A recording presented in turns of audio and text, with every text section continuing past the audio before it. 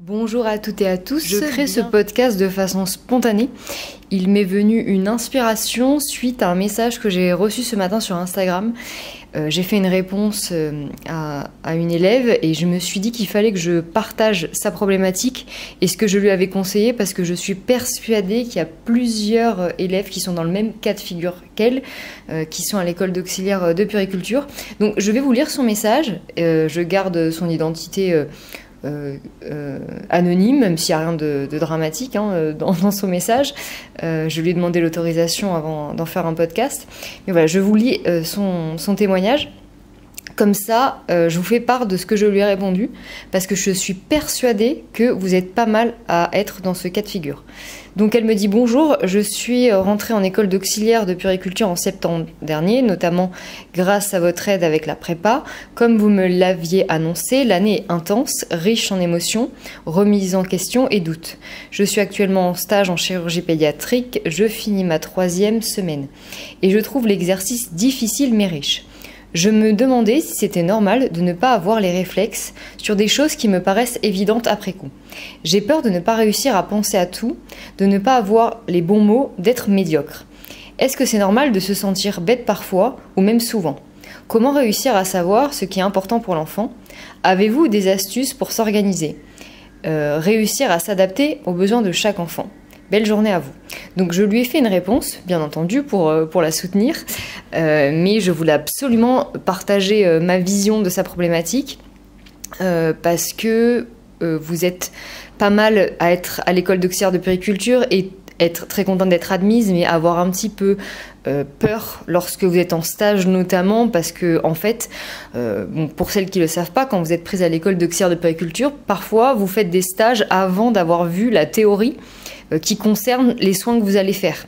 Alors parfois c'est dans l'ordre, donc tout va bien, mais c'est vrai que parfois c'est pas facile parce qu'en fait quand les maîtres de stage vous accueillent, les référentes et les référents, ils ne savent pas forcément où vous êtes dans le programme, mais en tout cas vous allez être embarqué dans une journée type et vous allez devoir vous former. Alors c'est vrai que moi je prends mon exemple à titre personnel, la première fois que je suis arrivée à l'hôpital, j'avais eu 1 semaine d'école et on m'a mis directement 1 mois de stage en maternité.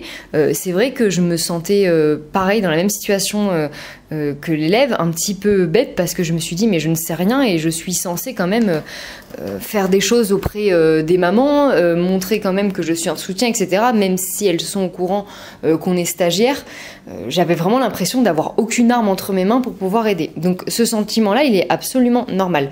C'est normal de se sentir un petit peu maladroite parce que, alors premièrement, vous n'avez pas encore toutes les compétences, donc si vous apprenez la technique avant, c'est pas facile. Et même si vous avez la technique avant, c'est pas facile parce que les gestes là, c'est sur de vrais bébés, c'est sur de vrais êtres vivants. Alors ne vous inquiétez pas, on vous fera jamais faire des choses qui dépassent vos fonctions et on vous fera toujours faire des choses qui n'ont pas de conséquences dans le sens où vous êtes accompagné. Il y a toujours quelqu'un qui est à côté de vous. Mais ne serait-ce que pour faire un soin des yeux, pour changer une couche, pour faire un soin du cordon, il y a toujours une première fois où il faut se lancer. Donc ne vous inquiétez pas, vous serez toujours à côté de votre référente pour commencer ces gestes, mais je comprends que vous ayez peur de mal faire. Je le comprends vraiment. Moi, je me souviens que la première fois que j'ai porté un nouveau-né, en fait, c'était en stage. J'avais jamais porté de nouveau-né avant, même pas dans ma famille, etc. Parce que même quand j'avais fait mon CAP petite enfance, j'avais été qu'en crèche et je me souviens que je m'étais occupée de bébés, etc. Mais ils avaient minimum 3 mois. J'avais jamais touché de nouveau-né de ma vie. Donc en fait, c'était impressionnant pour moi, ne serait-ce juste que de le prendre. Je me souviens du berceau pour le mettre sur le plan allongé pour qu'on me montre les soins, etc. Je me suis dit, il faut que je me lance. Alors bien entendu, je fais ça en toute sécurité, j'ai été accompagnée, mais c'est vrai que ne serait-ce que de porter un nouveau-né quand on l'a jamais fait, c'était impressionnant. C'est pareil quand on nous demande de commencer à accompagner une maman à l'allaitement, mais il y a une première fois où il faut manipuler, il faut essayer de faire sortir le colostrum, etc. Donc on a peur de mal faire. En plus c'est des parties intimes, on a peur de faire des douleurs, on a peur de gêner, on a peur de mal faire. C'est vraiment toucher le corps d'une femme qui vient d'accoucher, ou alors toucher un nouveau-né, c'est tellement on se dit fragile, c'est tellement sensible que c'est vrai que les premières fois, parfois on panique. Et moi, je me souviens, la première fois que j'ai accompagné une femme à l'allaitement, la première fois que j'ai porté un nouveau-né, j'étais dans cet état également. Mais cette première fois, elle est nécessaire pour pouvoir se former. Il faut dépasser cette peur de la première fois. Sinon, ça va pas être possible de passer par la suite. Et en général, ça se passe toujours bien. C'est pareil. Le premier bain, je me souviens, pour une anecdote, j'avais une copine qui, pareil, qui avait fait l'école avec moi, on était en stage au même moment. Alors elle, pour son premier bain, donc elle était accompagnée, donc elle avait l'enfant seul avec la maman et l'auxiliaire référente, et le bébé se met à faire ses besoins en plus dans le bain. Donc vous savez qu'à cet âge-là, c'est du méconium, donc c'était vraiment la pauvre, la première fois qu'elle faisait un bain, la première fois qu'elle avait un bébé, le bébé en plus fait ses selles en même temps. C'était un peu pour elle la panique à bord, mais je me souviens qu'elle a gardé son calme, etc. Et je comprends qu'on se sente un peu pâteau dans ce genre de situation, on se sente un peu gauche, mais il faut passer par là. Ça, c'est pour vous expliquer les situations qui peuvent arriver, mais dans tous les cas, il faut le faire, il faut passer par là. Et même une fois que vous aurez fait vos premières fois, alors déjà, il y a quand même une appréhension qui va aller en décroissance, mais après, le sentiment en fait où vous commencerez à être sereine, il va se faire uniquement avec la pratique. Au bout d'un moment, à force de répéter les gestes, à force de faire des soins du cordon, à force de faire des mises au sein, à force de préparer du matériel, à force d'avoir toutes ces situations qui vont être récurrentes, vous allez apprendre. Alors il y a la technique qu'on vous apprend à l'école, après il y a vos gestes en plus en fonction de comment vous fonctionnez. Et vous allez arriver à trouver vos marques, à trouver votre organisation, à trouver ce qui vous convient. Mais ça va se faire sur une pratique qui va se répéter sans cesse. Pour être à l'aise avec un geste, il faut le répéter, le répéter, le répéter. Et c'est vrai qu'en stage, un stage ça dure qu'un mois. Donc même si vous faites un stage un mois en maternité et qu'après vous n'allez plus en maternité pendant toute votre formation d'auxiliaire de puériculture, si après vous êtes embauché, même une fois que vous allez être diplômé, au début, vous allez aussi douter, vous allez même avoir l'impression de rien savoir. Moi je sais que quand j'ai été diplômée, que j'ai travaillé en maternité, je me suis dit mais là ça y est, c'est moi, je suis en poste. Mais je me dis mais j'ai pas d'expérience, en fait j'ai un mois d'expérience et là je suis en poste, mais c'est comme ça, toutes les professions passent par là. Aussi les gens que vous allez avoir en face, les mamans, vous leur dites que vous êtes stagiaire, vous leur dites que vous débutez, etc. Vous allez voir, elles comprennent. Alors bien entendu, des choses que vous doutez ou que vous ne savez pas, vous serez toujours accompagné, on vous laissera jamais comme ça faire des choses qui peuvent avoir des conséquences. Mais n'hésitez pas à parler de vos doutes. Il y a des choses que vous serez beaucoup plus à l'aise de faire immédiatement, d'autres moins, mais n'hésitez pas à dire en fait votre statut de stagiaire ou votre statut de débutante. Dans toutes les professions, on passe par là. Il n'y a aucune profession où il n'y a pas quelqu'un qui débute et un senior à côté pour lui expliquer. C'est pareil en chirurgie, c'est pareil chez le coiffeur. On est toujours obligé de débuter. Donc ça, c'est quelque chose, en fait, on ne peut pas se dispenser de cette petite appréhension. Comme j'ai dit également à l'élève à qui j'ai répondu, je crois qu'aussi ce qui nous met en difficulté, c'est de se sentir observé. Selon la référente, pardon, je cherche mes mots, qui vous accompagne. Alors c'est vrai que si on vous met la pression, etc., parfois on peut faire des erreurs qu'on ne ferait pas si on était seul. Donc ça aussi, réagir correctement à la pression, notamment à l'hôpital, c'est quelque chose qu'il faut travailler. Quand on se sent observé, des fois on perd notre assurance. On se dit mais j'aurais jamais fait ça comme ça. On a des gestes, des fois qui sont pas vraiment bien coordonnés, ou on a des mots, des attitudes, voilà, qui nous font paniquer. Si vous êtes un peu timide, etc., ou anxieuse, des fois ça peut se traduire où on fait des choses qui sont à côté de ce qu'on ferait quand on serait, si on était seul. Voilà. Mais ça, il faut passer par là. Il n'y a aucune stagiaire qui peut arriver dans un service, bien dans ses bottes, qui dit « Bonjour, voilà, je suis stagiaire, prenez-moi en charge, tout va bien », garder son sang-froid et avoir une assurance qui est vraiment qui est inébranlable. Ça, c'est pas possible. C'est pas possible. Une stagiaire aura toujours une appréhension, déjà face à une équipe, face à des anciennes, etc., face à la hiérarchie. Donc, faites tout votre possible pour que le stage se passe bien, montrez vraiment votre intérêt profond, etc. Mais n'hésitez pas à parler de vos difficultés. Alors après, c'est sûr que si on est encadré par des gens bienveillants à l'écoute, c'est beaucoup plus facile de révéler sa force. Quand on est avec des équipes écrasantes, alors effectivement, on peut paniquer et ça peut mettre en péril l'apprentissage. Il y a des mentalités où on se dit, voilà, il faut un petit peu former à la dure. Moi, je pense que former à la dure, ce n'est pas quelque chose qui est bien parce que je trouve qu'on ne révèle pas le potentiel des gens de cette façon. Moi, je me souviens quand je travaillais et que je formais des stagiaires ou que j'accueillais des nouvelles, etc.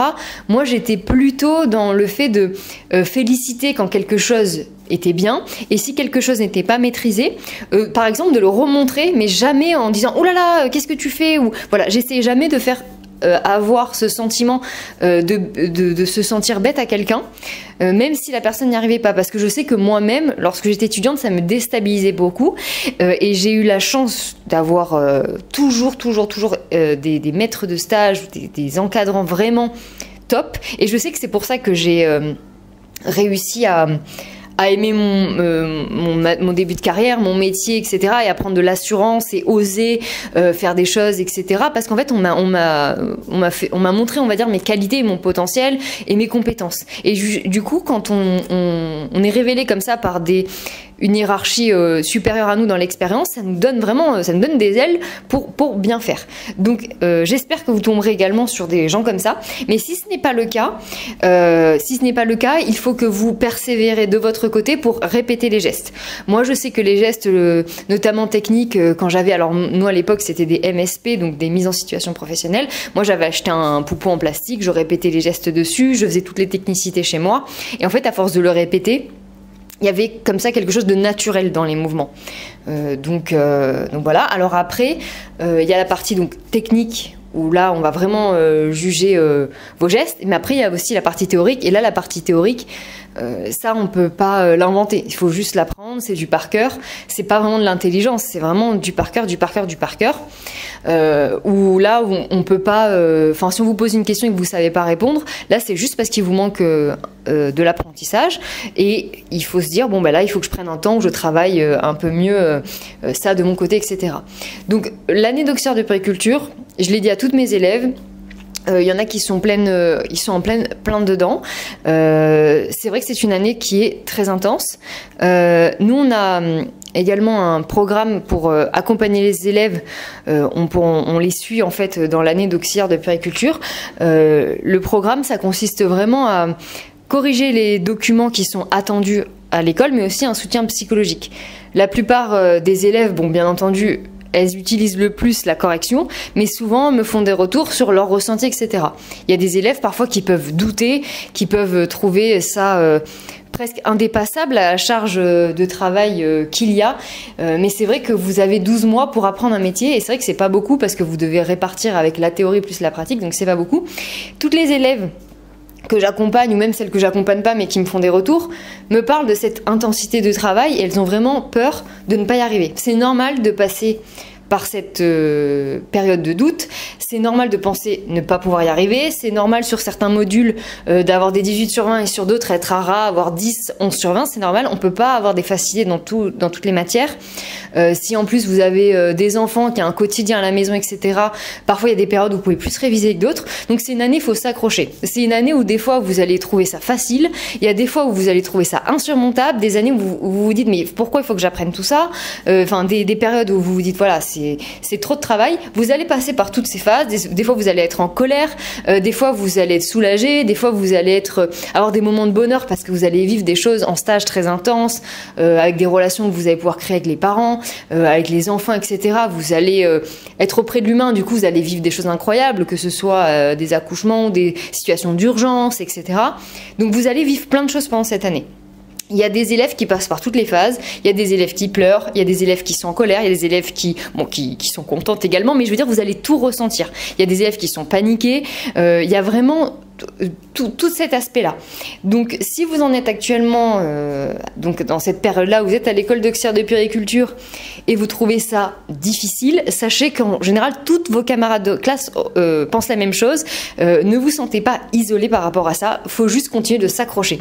C'est un petit peu comme un voyage. Imaginez-vous sur un bateau. Vous allez au début partir calmement. Ensuite, il peut y avoir une tempête. Après, le soleil va revenir. Après, il peut y avoir des accalmies, mais ensuite, il peut y avoir un petit peu de grabuge et de courant. Et voilà, c'est vraiment un chemin qui est tout tracé, mais on ne sait pas ce que vous allez rencontrer sur votre chemin. L'année d'auxiliaire de puériculture, elle est comme ça. Elle est intense. Elle est riche en émotions. Ça va vous faire vraiment ressentir des choses en tant qu'individu. C'est pas comme une année de comptabilité. Voilà, c'est là il y a beaucoup de contacts humains, il y a beaucoup d'émotions. Vous avez énormément de responsabilités. Vous avez beaucoup de camarades de classe. Il faut vous adapter parce que vous changez tout le temps de lieu de stage. Il faut se réhabituer à des collègues, à des référentes. C'est pas facile ce statut en plus de stagiaire parce qu'en fait vous n'êtes pas vraiment dans l'équipe, donc l'équipe elle vous accepte, elle s'investit pour votre stage mais elle vous accepte pas à 100% parce qu'elle sait que vous êtes de passage, donc je sais que ça aussi c'est pas facile pour trouver sa place selon la façon dont vous êtes accueilli, ça va rendre le stage plus ou moins évident. Donc voilà, je voulais faire cette vidéo pour vous soutenir, pour vous rappeler que on a tout été dans le même bateau. J'ai un retour qui est toujours le même pour l'année d'auxiliaire de puériculture. Voilà, c'est riche, c'est intense, beaucoup d'émotions. La plupart du temps, les élèves valident leur année parce qu'elles se sont tellement préparées pour arriver là qu'en général, la plupart valident, mais avec un travail intensif. Mais la plupart des élèves qui ont été sélectionnés à l'école vont valider. Ou peut-être des fois il y a un raté sur un module, mais vous pourrez le repasser un peu plus tard. Mais la plupart, vous allez y arriver parce qu'on vous a choisi pour votre personnalité, pour votre motivation, etc. La plupart, vous allez y arriver, mais effectivement, vous allez avoir beaucoup de doutes pendant l'année. C'est vraiment, vraiment, vraiment normal. Je pense que l'aspect psychologique, il est presque plus important que l'aspect en fait d'efficacité, d'apprentissage, etc. Parce qu'en fait, vous allez toujours douter. Mais interrogez vos collègues de promo, tout le monde ressent la même chose. Si vous avez besoin d'être accompagné pour cette année d'auxiliaire de puériculture, on a un programme d'accompagnement. Donc le programme d'accompagnement permet d'avoir une correction des documents demandés si par exemple il y a un devoir à rendre, etc. Donc on ne travaille pas à votre place, on est là vraiment pour vous aider, vous accompagner sur la rédaction par exemple d'un document, ensuite une correction, mais on ne travaille pas à votre place, hein, bien entendu. Vous ne nous envoyez pas des consignes et nous on fait le travail, on vous l'envoie, c'est pas comme ça. Vous nous envoyez les consignes, vous nous envoyez la date à laquelle vous devez rendre votre devoir et nous on va s'assurer que voilà, tout est conforme. C'est vraiment une aide en plus, c'est un peu comme un cours particulier en plus de votre année. Voilà, ça si vous avez besoin d'aide. Et aussi c'est de l'aide psychologique. Il y a beaucoup d'élèves qui nous demandent juste un soutien, nous parlent de ce qu'elles vivent en ce moment, etc. Elles ont besoin d'un allié pour l'année. Donc voilà ce qu'on propose si vous avez envie. Je vous mets dans la description le prix du programme d'accompagnement. Ça revient à peu près à un peu moins de 40 € par mois pour l'année d'auxiliaire de puériculture, sachant que vous avez les corrections et l'accompagnement en illimité. Alors la plupart du temps, on travaille plutôt avec WhatsApp. Alors soit vous pouvez prendre des rendez-vous téléphoniques, mais c'est vrai que le côté instantané de WhatsApp, moi je le trouve bien pour les élèves qui ont un besoin urgent. Vous me faites un vocal, vous me dites ce dont vous avez besoin et dans la journée vous avez une réponse. C'est vrai que par exemple, si vous avez une difficulté en stage, vous avez besoin de parler, des fois, vous n'avez pas envie, si c'est lundi, d'attendre jeudi 14h pour pouvoir parler. Donc, dans ces cas-là, vous me faites un vocal et moi, je vous réponds. Et pour les devoirs, quand vous nous l'envoyez, on répond entre 2 à 4 jours maximum pour une correction. Donc, c'est quand même assez rapide. Donc, en tout cas, voilà, pour celles qui ont besoin d'un coup de boost pour l'année d'auxiliaire de puériculture, sachez qu'on a ce programme qui est différent du programme de la prépa. Donc voilà pour ce petit podcast. J'espère que vous aurez trouvé un peu de réconfort dans mes mots parce que c'est vraiment ce que je veux vous transmettre et voyez aussi le bout du tunnel quand vous allez être diplômé. tous les secteurs d'activité dans lesquels vous allez pouvoir travailler. Le métier d'auxiliaire de puériculture est un métier tellement riche où vous allez pouvoir vivre des choses humaines que vous ne vivrez nulle part ailleurs. Donc voilà, accrochez-vous parce que ça vaut vraiment le coup pour la suite de votre carrière. Sincèrement, il n'y a aucune auxiliaire de puériculture qui regrette de l'être devenue. Hein. Donc voilà, moi je suis diplômée depuis 15 ans et j'ai toujours la même passion pour ce métier. Donc voilà, j'espère que cette vidéo, enfin ce petit podcast vous aura plu. N'hésitez pas à partager votre témoignage de votre expérience si vous êtes à l'école d'auxiliaire de puériculture en ce moment. Et je vous dis à bientôt pour un prochain podcast. Au revoir.